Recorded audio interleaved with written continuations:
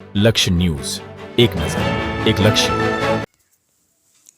જોટાણાના સાલેસરા ગામે શ્રી વિહત માતાનો સાક્ષાત ચમત્કાર, જ્યાં ખેતરમાં શીદડા નીચે શ્રી વિસત અને શ્રી મેલડી આજે જેની તિથિ બીજી વાર ઉજવાઈ રહી છે અને જ્યારથી માતાજી પ્રગટ થયા આજ સુધી 2 વર્ષ પૂરા થયા. આજે સમય જતાં માતાજીનો ચમત્કારનો મહિમા વધ્યો જાય છે અને દર્શન માટે દર રવિવારે લોકો પોતાના દુઃખ માટે આવે છે.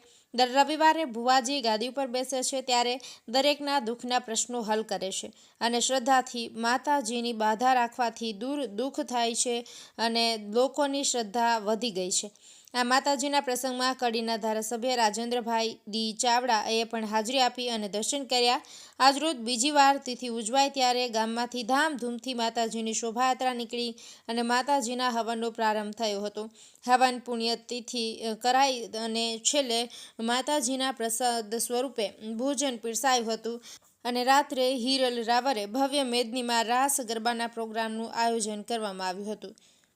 ભીખાભાઈ એસ પટેલ, કડી. હેલો, હું લક્ષ્ય ન્યૂઝનું સ્વાગત કરું છું.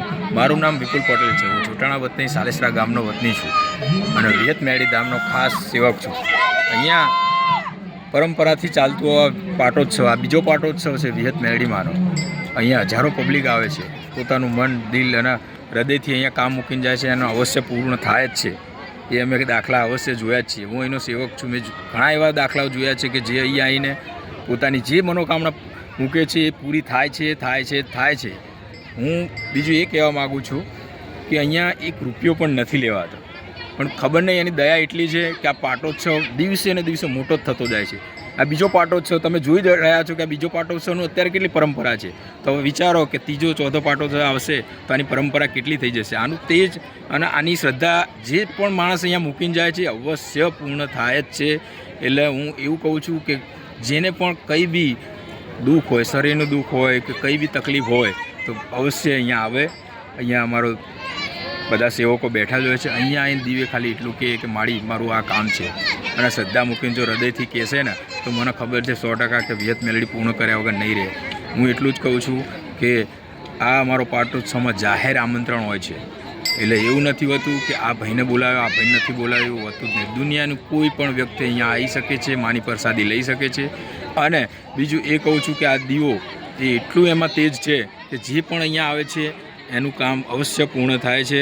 એટલે હું એટલું જ કહેવા માગું છું કે અમે નેક્સ્ટ ટુ નેક્સ્ટ અમે આજે કરી રહ્યા છીએ એના ઉત્સવ, એમાં ભાગ લો અને અહીંયા જે પણ મનોકામના હોય એ તમે અહીંયા દીવે મૂકીને જાઓ, અવશ્ય પૂર્ણ થશે. મારા તરફથી લક્ષ્ય ન્યૂઝનું હું હાર્દિક સ્વાગત કરું છું. જય વિહત મેલડી. બોલો શ્રી વિહત મેલડી માતાની જય. જોટાણા તાલુકાનું અમારું આ સાલેસરા ગામ, જેની અંદર મા જગદંબા વિહત મેલડી એનો પ્રાગટ્ય ભાવ 2 વર્ષ પહેલાં જે થયું છે અને એ પ્રાગટ્ય થયાથી અહીંયા જે પણ ભાવિક ભક્તો બધા પધારે છે એ દરેકની મનોકામનાઓ મા જગદંબા વિહત મેલડીમાં પૂર્ણ કરે છે. અને પરંપરાગત રીતે અહીંયા જે પણ ભાવિક ભક્તો પધારે છે એ દરેકના ભોજનની વ્યવસ્થાઓ, એમને પ્રસાદની વ્યવસ્થાઓ એ પણ અમારા આજે વિહત મેલડી જે મંડળ છે એ તરફથી કરવામાં આવે છે.